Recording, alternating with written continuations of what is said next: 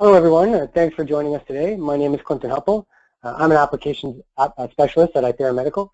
I'm pleased today to have the opportunity to introduce our featured speaker, Dr. Lacey McNally, who will provide some insight into one of the most difficult areas in cancer research, and that's pancreatic cancer.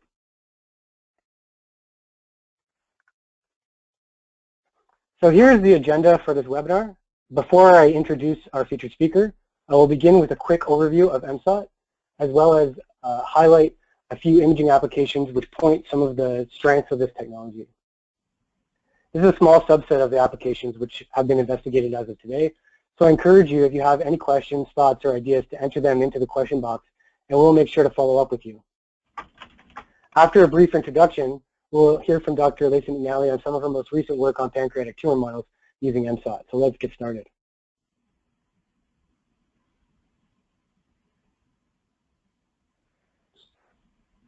So as of today, there are a number of medical imaging modalities available for both clinical and preclinical imaging.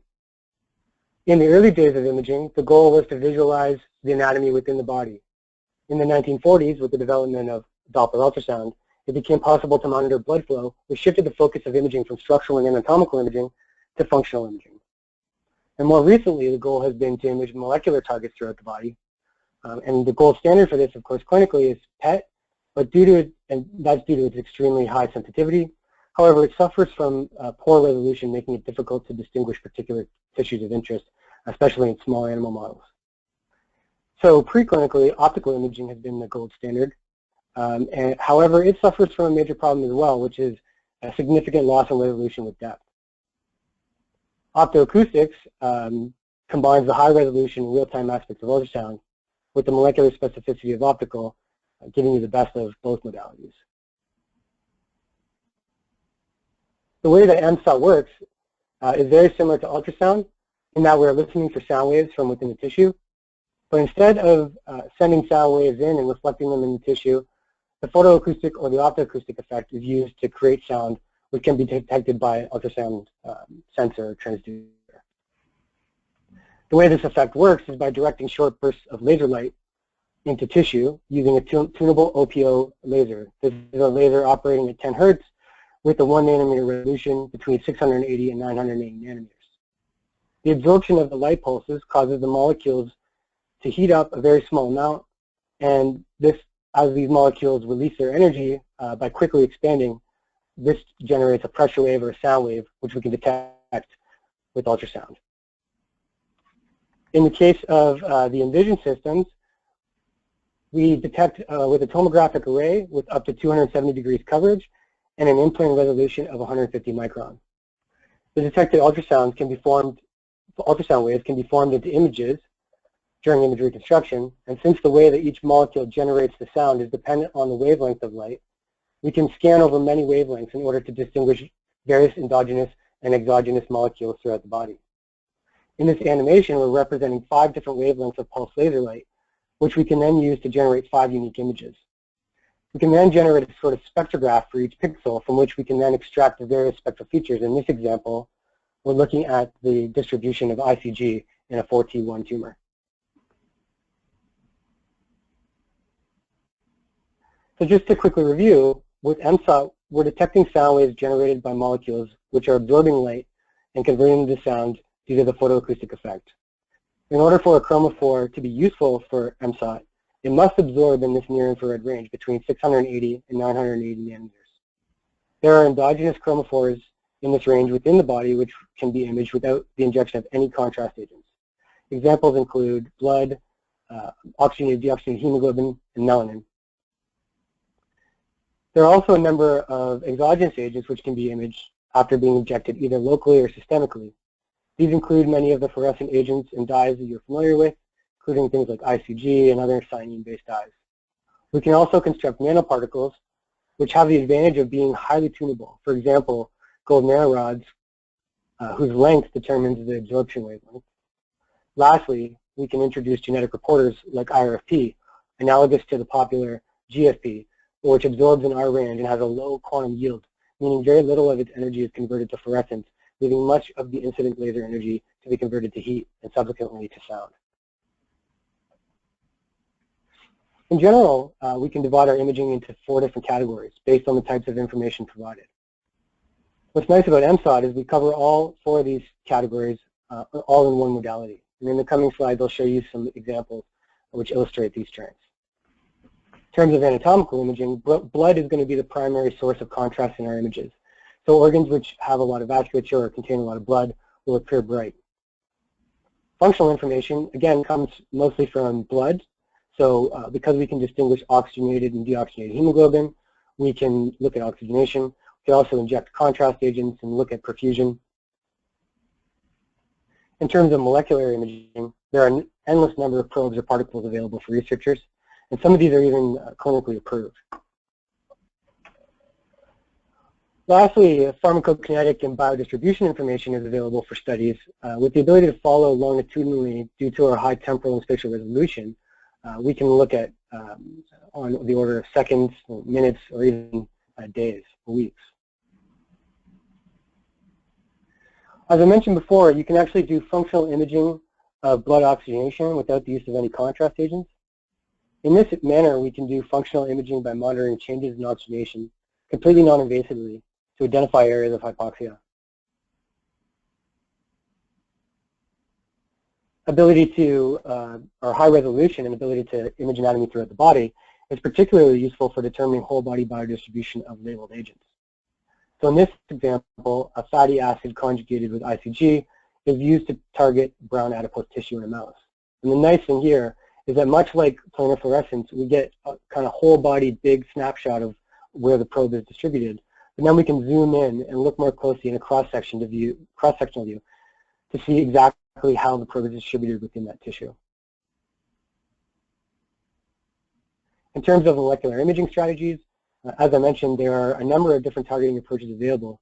In this case, we're using an apoptosis 750 nanometer cat-space targeting probe.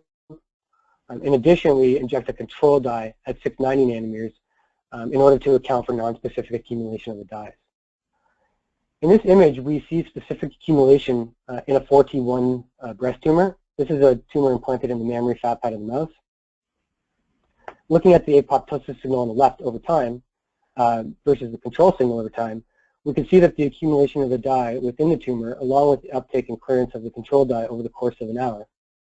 From the 3D image in the middle, you can see that the apoptosis probe only accumulates in the tumor, while the control dye accumulates in the abdominal area. And this example also illustrates our ability to unmix multiple contrasting agents simultaneously. So we can do multiple contrast agents as well as oxy and deoxyhemoglobin all at the same time. So that was just a small subset of applications, but again, I encourage you to, if you have any ideas or questions, to enter them into the box. This final slide is just kind of meant to be a summary of some of the recent work. I took this slide from a recent webinar from last year, actually, on cancer imaging, which looked at how cancer imaging relates MSOT's capabilities to the Hanna and Weinberg's famous publication on the hallmarks of cancer. If you want to see this webinar for a more comprehensive overview on the various cancer applications, please visit the iThera YouTube channel and type in iThera Medical in the search bar. As you can see from this slide here, we have a number of different examples from recently. So these include imaging folate receptor expression. Another example from Dr. Lacey McNally, who she won't share today, but imaging EGFR, targeting low pH environment of tumors. We can also use genetic reporters to detect metastasis, or we can measure tumor oxygenation, understand hypoxia. We can also track immune cells throughout the body, and so on. So without further ado, I would like to introduce our featured speaker, Dr. Lacey McNally. Dr. McNally is an assistant professor at the University of Louisville School of Medicine. Her work focuses on understanding and treating pancreatic cancer. And her talk today will show us how she has incorporated MSOT imaging into her research in an area which has been a struggle for many researchers in the field, and that's trying to image pancreatic tumors in vivo. Thank you, Clinton. So as Clinton mentioned, we're going to talk about imaging pancreatic tumors.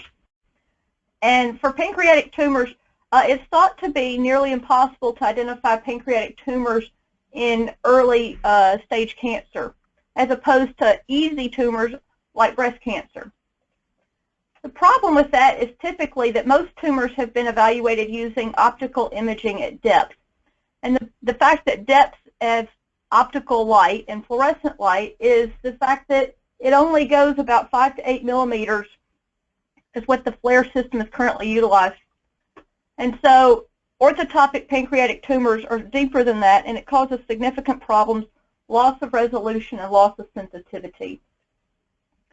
So the reason why our laboratory has started using optoacoustic imaging, like I said, is because depth. Depth is the major problem for imaging pancreatic cancer, in addition to the fact that it's also difficult to get probes to identify the tumor in the first place.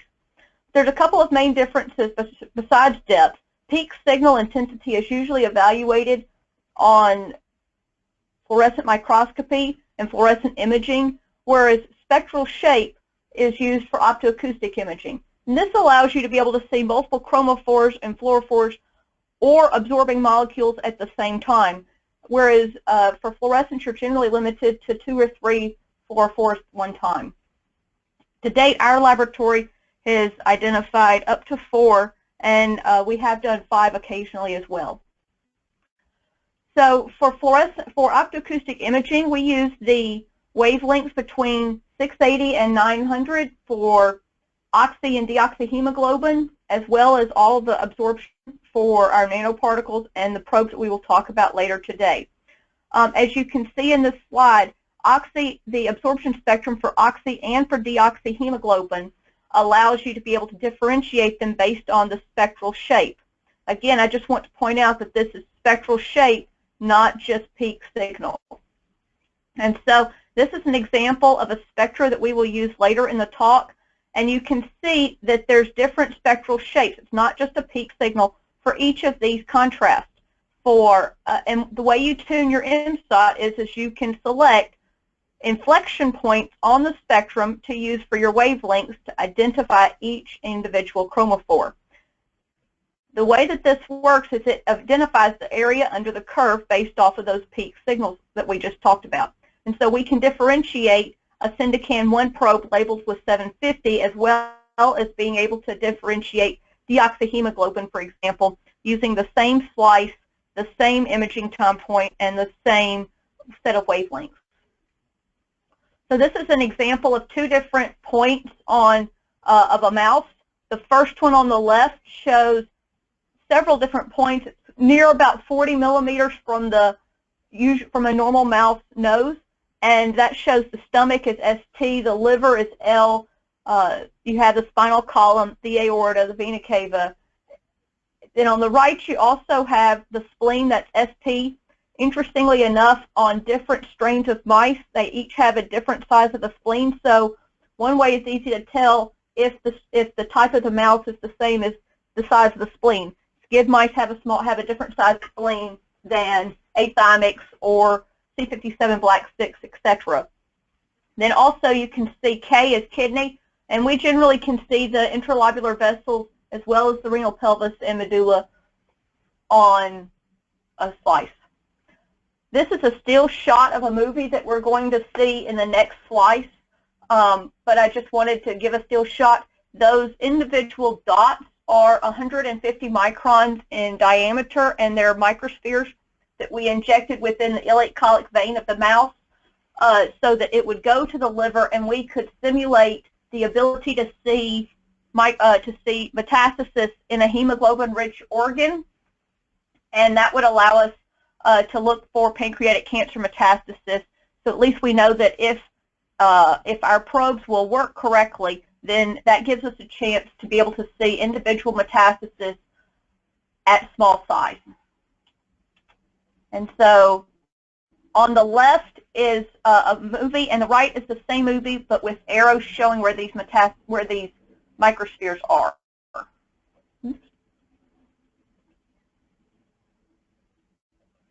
And so as you can see the individual vessels here in the liver, and then the white dots indicated by arrows show the individual microspheres as you go. So the front of the screen as you start is towards the head of the mouse, and then you're going towards the tail of the mouse with those microspheres there. And then at the back, it's the spleen on the left, and then you can see the kidneys, and then the last image is the colon. These are blood vessels that were actually in my arm, and that was taken using our preclinical Envision MSOT 256, and we wanted to see, could we actually see blood vessels at depth, and of what would be an appropriate size for a human being. So this is in our recently published clinical cancer research manuscript, which will come out July 15th. So we're going to talk about two different ligand-targeted agents that we've created. We're going to talk about Syndecan-1 probes as well as a V7 probe that we're going to talk about in the second set of slides. And so the first thing that we did was we made a peptide-targeted fluorescent dye, our Syndecan-1 probe, evaluated it, and then followed it up by using the same Syndecan-1 ligand to target a nanoparticle and see if it also went in the same location. And the work that's going to be presented in this section are from references at the bottom of the slide. So the Syndecan-1 probe. So our lab primarily uses orthotopic tumors. We do not use subcutaneous tumors in my laboratory, and they have increased clinical relevance. They do require surgery for pancreas cancer, but they give you hypovascularity, which is not common in subcutaneous tumors, and it also allows you to see the difficulties that are associated with identifying pancreatic cancer at depth. And so this is our surgical model. We retract the spleen, inject the pancreas with a few cells. This is in a skid mouse. It also works in an athymic mouse. And then at a later time point, usually about 7 days for us, we have a primary tumor, which you can see on the right. So in this model, we used the S2VP10 cells. They are metastatic. They will metastasize to the lung and to the liver and result in a dead mouse in about 30 days from the start of the treatment or from the implantation. So after we injected these cells, we waited 7 days, injected our Syndecan-1 probe, and we also injected ICG as a control carrier molecule to allow us to be able to say if our IV injection worked. And then we imaged it with MSOT using 0.2 millimeter transverse slices. For Syndecan-1, Syndecan-1 is a transmembrane heparan sulfate proteoglycan. It is highly upregulated in pancreatic cancer, and it can be cleaved and shed into the extracellular environment. So what we did is we took a Syndecan-1 peptide, conjugated it to a CF750 dye. Unbound dye was removed using dialysis, and then we checked the spectrum, both using our spectrophotometer, which is what this shows, and it shows that our Syndecan-1 probe and 750 dye showed a similar peak, and the fact that the Syndecan-1 peptide did not substantially alter the shape of the absorption probe. Then we tested our Syndecan-1 probe in cell lines. Syndecan-1 binds to IGF-1R, which is insulin-like growth factor receptor 1, and that's high in multiple types of metastasis from various cancers. U87 is a glioma line that's negative for IGF-1R, and so you can see in this flow cytometry that our non-targeted probe kind of did not bind to either of the control cells or the S2VP10 cells, but when added with a Syndecan-1 ligand showed significant uptake. And this was a type of in vitro control before we actually put this in vivo. The way that we put this in vivo, this is a cartoon of animal handling. So you start the system, and you can inject your mouse ahead of time, or you can run the probe through a tail vein catheter. The mouse goes in the machine. The laser light excites the molecule, and then sound waves are emitted and detected by the transducer. And you'll notice that the mouse has a nose cone. That's because the mouse is in water, but it's protected by plastic, and the mice do not just go swimming in the machine. So these are slices from the nose cone. You can see Our pancreas tumor is in slice 44 to 46, indicated by the red arrow. This waited 4 hours to 6 hours after injection is usually a good time for our molecular probes, meaning just our ligand target probes. Then this is the liver in blue at the bottom at slice 48, the spleen at slice 50 in white, and then the kidney in slice 55 on the right.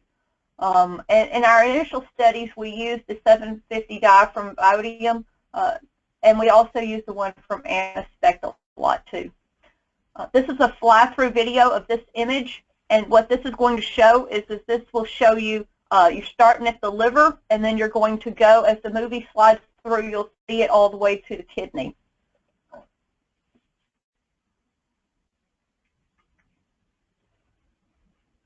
And so you can see that not only did the probe bind to the pancreas tumor, it bound throughout the tumor, as well as not being significant in either the liver, the kidney, or the intestine.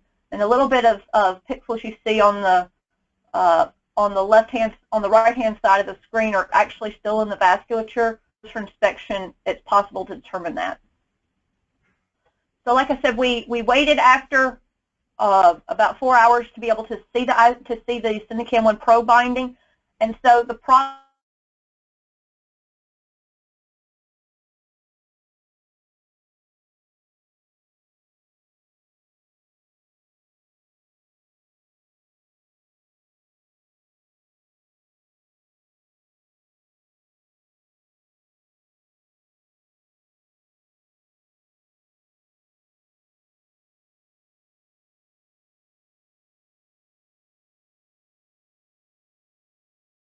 and less in the liver and kidney, with really not very much detected of ICG in any of the organs due to the amount of time that was waited between injection and imaging. This is a different view of accumulation, whereas the previous view was on a per millimeter basis. This is in a per time basis. Because we can image the mouse repeatedly, we image the mouse initially at 3 hours, then at 6 hours, and then at 24 hours. And that's off of a single injection of both contrast agent, being the Syndecan-1 probe, as well as the ICG control. We then follow it up with a confirmation using our AMI system, and this AMI system it will detect both luciferase as well as infrared dyes, and our tumor model has luciferase within the tumor cell, so that it was bioluminescence on the left. And then on the right, you can see that we used infrared fluorescence to detect the Syndecan-1 probe. And while we can successfully do that, the signal is substantially different in an ex vivo model as opposed to the in vivo system. And this is likely due to the depth issue with infrared fluorescence. So we use the same molecule, Syndecan-1, to target a mesoporous silica nanoparticle. So our mesoporous silica nanoparticle has an inclusion of a gold nanorod, which also allows you to identify the nanoparticle based on just the gold nanorod, or, as we'll see in a future study, we can also use ICG in the mesoporous silica area and differentiate among those. We also wanted to see not just the size, but if the Syndecan-1 facilitated uptake of the mesoporous silica gold nanorod. And in the TEM at the bottom, you can see that it does, based on the gold nanorods.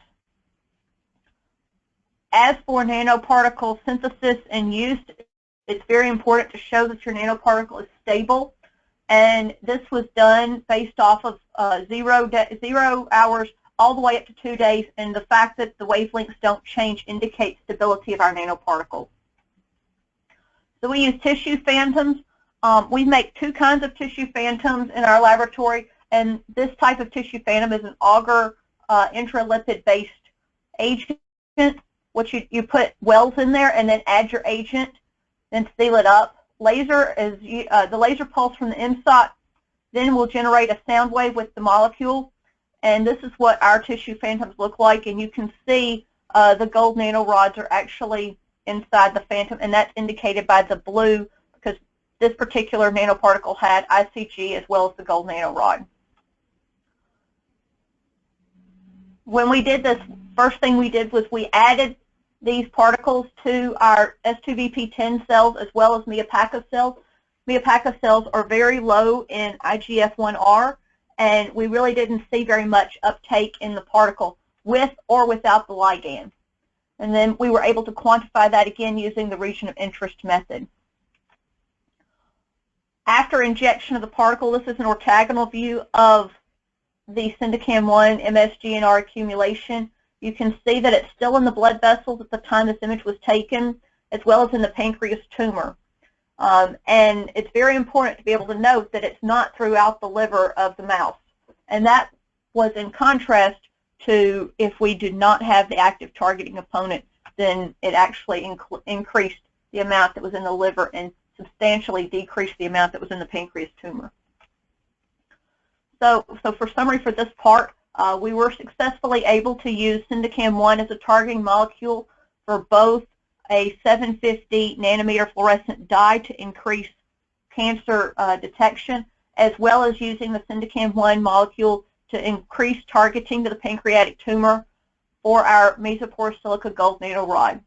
Both the mesoporous silica gold nanorod as well as the 750 reporter were detectable by MSOT in the context of our orthotopic mouse model. And then our second probe that I wanted to discuss was our V7 probe.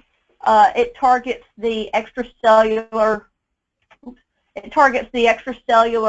acidic pH of the cell, and it undergoes a conformation change at between 6.8 and 6.5. The benefit of that is the fact that pancreatic tumors, like most other cancers, have a very heterogeneous receptor population on the cells.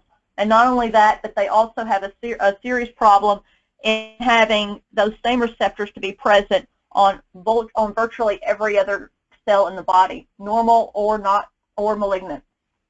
And so the acidic pH is one thing that is mostly unique to tumors. The K7 part of the peptide is the control peptide for this, and what that is that's, in our case, a single lysine change in the peptide, which makes the peptide not be able to form the alpha helices. So the V7 peptide is our pH-sensitive peptide, and the K7 peptide is pH-insensitive. And you can see that this is using an Odyssey for evaluation of near-infrared imaging based off of the 750 dye that was on the reporters. It was on the peptides.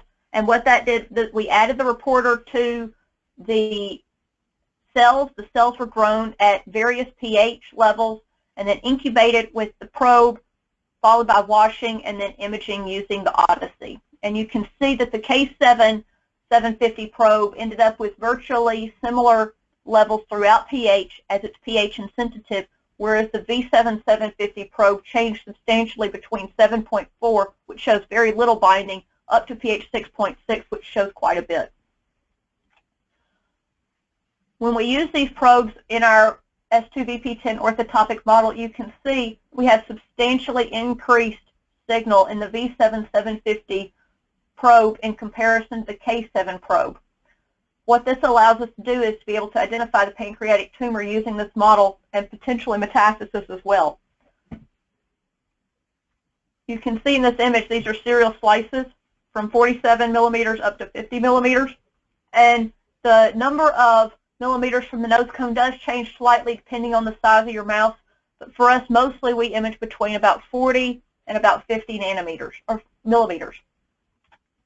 This is an orthogonal image of the same slide, and you can see that we had substantial signal in the pancreatic tumor at V7 750 and virtually no signal in the K7 750. This is a movie that we're going to show. When we took the MSOT images, we image our mice with a mixture of isoflurane at usually 1.5%, 0.8% liters of oxygen, of medical air, and 0.1 liter of oxygen. And this allows us to be able to identify oxy and deoxyhemoglobin within the mouse at the same time. if you run your mice on 100% oxygen, it virtually will eliminate the deoxyhemoglobin if you're imaging for a long period of time, just due to the size of the mouse. And so I'm going to start this video, but these are synced slices. We can do this simultaneously so that you can see them all three at the same one time, but for ease of the webinar, I thought it would be best to show them individually. And so as you can see, you'll see the pancreatic tumor in the same location, and you will also be able to see that it certainly corresponds to the deoxyhemoglobin in the center panel in blue, as well as increased oxyhemoglobin in the left-hand panel. I did change the color scale on this one to the V7 being in a green color scale, and that was just to allow for ease in visualization due to the fact that the red oxyhemoglobin might interfere if I kept it on so has red. So these were quantified using the region of interest method, and you can see again in the yellow scale bar, we all had a lot of V7-750 probe in two different models, S2VP10 and S2013, that were in the pancreas tumor. Again, our infrared fluorescent confirmation shows at 1 minute that our mice did have a systemic injection of the model, and then at 4 hours later, you can see uptake in both the V7-750 model in S2VP10 as well as S2013, but we really don't see any signal of the K7-750. This is kind of further confirmed in the ex vivo images that you see on the right, where we have substantial signal in the pancreas tumor and the K7-750. We do have some signal in the liver in all of them, but not near the same levels. And so we use the same V7 nanoparticle in a recently accepted manuscript at ACS Biomaterials, Science and Engineering, and in this paper we used a chitosan-coated mesoporous silica gold nanoparticle targeted by V7. And in this particle you can see that we used a similar study where we used our Odyssey to determine if the particle bound to the tumor cells or not, and if it was pH specific. And in this case, as we expected, the V7 particle accumulated preferentially at pH 6.5 in comparison to pH 7.4. Now, because our Odyssey cannot read absorbance, it can only read infrared fluorescence, we based this upon using ICG that was incorporated in the mesoporous silica component of the particle. We then use, this is an orthogonal image of our mouse model. On the left, you'll see oxy and deoxyhemoglobin, and you can see where the pancreatic tumor is. Then on this was also using the mixture of oxygen and medical air to image the mice, which is, like I said, essential. And then on the right, you can see the V7-780 CMG particle accumulated within the hypoxic part of the tumor. It also accumulated within some of the areas of oxygenation, but I wanted to show these separately just because it's somewhat difficult to be able to see them simultaneously due to the overlay method that we were using. And so you can certainly tell them when they're separated. But I do think it's very important in this to show that you can see on the left, you can actually see the individual intralobular vessels in the kidney will show up as oxyhemoglobin, which is very important because not only can you see the individual vessels, you can also tell that they're oxygenated, as well as being able to see that this is actually in the tumor. Then we use the ex vivo particle accumulation. Again, this is based on the 780 dye that was put within the particle, because our AMI system only can read fluorescence. And so you can see here that our V7 CMG particle accumulated in the pancreas tumor in both models, and the untargeted version, as expected, had reasonably high liver accumulation, as indicated on the bottom slices. And so our V7 targeted probe actually performed better for us than the Syndecan-1 probe, although both worked very well in general. especially in the context of pancreatic cancer, which is very known for not having very many things to identify them. We were able to identify oxy and deoxyhemoglobin simultaneously with the nanoparticles, as well as with our V7-750 probe alone using MSOT, and we didn't really have any serious difficulties doing this at an orthotopic tumor. And then these are the people in my laboratory that helped us in this work, and we would be happy to take any questions. So thank you very much, Lacey, for that excellent talk. Just to wrap up, I hope from the talk we've demonstrated to you how MSOT can be used in oncology research to obtain anatomical, functional, and molecular information in real time and high spatial temporal resolution. And I think from Lacey's work, we can see that there's various molecular imaging strategies which are available, and these are highly customizable for your application. So now let's take some questions. Lacey, let me see here. So how long did it take to image a mouse? So for us, it depends on how many wavelengths you're going to use, and it also depends on how many repetitions per wavelength you would like to use. In our laboratory, we typically use 20 repetitions per wavelength, and we usually use 10 wavelengths as well. It also depends on the length of space that you're physically going to go and the step size of the resolution that you would like to use. So for us, we typically spend about 30 minutes per mouse. We have done PK with this, and we've done that up to an hour and a half.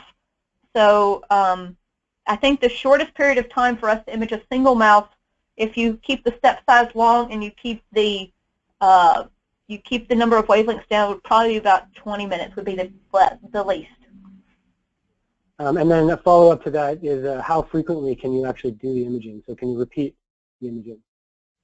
So on a single one mouse, in a single day, the most we have actually imaged one mouse 4 times in one day. That's the most we've imaged in a single day. And as far as how frequently you can image a single probe, that's going to depend on the probe and how long it's going to stay around.